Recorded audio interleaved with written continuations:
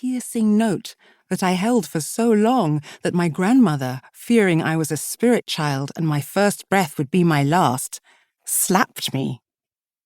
"You know your grandmother," Pa said. I nodded. Grandma, Pa's mother, the leader of Pa's circle, is not the easiest of women to be around. At times her tongue can be as sharp as the bite of a saber-toothed tiger, and yet she guides me nonetheless. Within 6 weeks, though the coil on my head remained silver, the colour of my eyes shifted from blue to grey, pale grey like the fur of a wolf in winter. "My winter wolf," Grandma called me. More convinced than ever that my time on earth would be precious, she swaddled me and kept me close, while Ma went back to her chores. Grandma petted me, fed me bone broth to build me up and anchor me to Mother Earth. She rubbed herbs on my scalp to encourage my hair to grow. She smeared ointments and lotions, whispered magic words on my crown, and when at last my hair emerged, it dazzled like lightning in snow.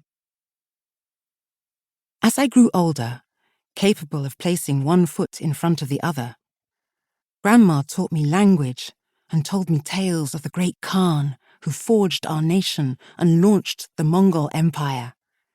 Tales of the mighty swords he wielded, scimitars, sabers, Mongolian ilds, swords as powerful as Grandma's spirit. To bind me to her craft, she held me transfixed with fables of night and day creatures that dwell on the steppes. Then, a twinkle in her eyes, she spoke of their companions, women warriors, archers on horseback, nomads like us. Between them, Grandma and Pa saw the framework of a picture my mother was unable to see. They saw and heard, and what they understood, they passed on to me. Of the 3 of us sisters, I, the firstborn, was the leader. The heartwood that would bind us was that each of us would have a teacher and mentor to help us excel in our craft, and each of us a special place to take care of. In my case, we were on our annual journey from our summer grazing grounds to the outskirts of the town where we winter, when I saw mine. A range of mountains shaped like a giant in hibernation. I froze, for there he was, stretched on the horizon, his body carved in the peaks and craters ahead of us. "Pa, can you see what I see?" I asked. Aged 7, I was on horseback with my father. Perched in front, I sheltered in his arms. "What do you see, my daughter?" "There's a giant fast asleep in those rocks over there," I pointed. "There's his head and his arms.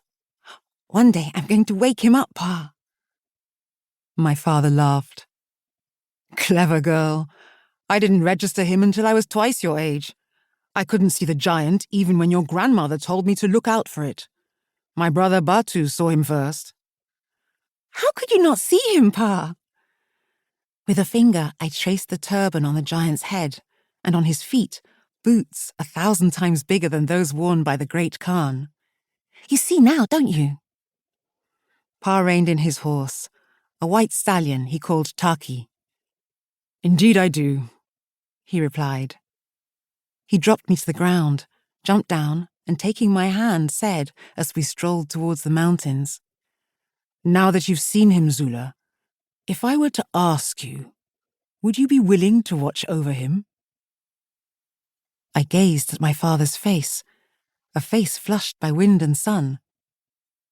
"Well, Zula?"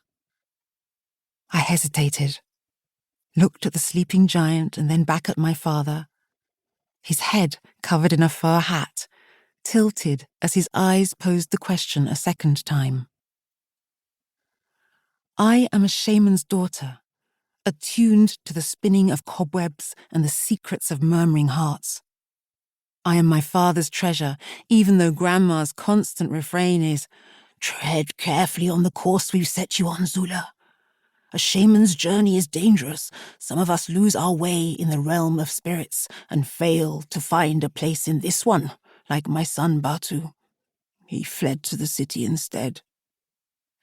I shushed Grandma's whisper.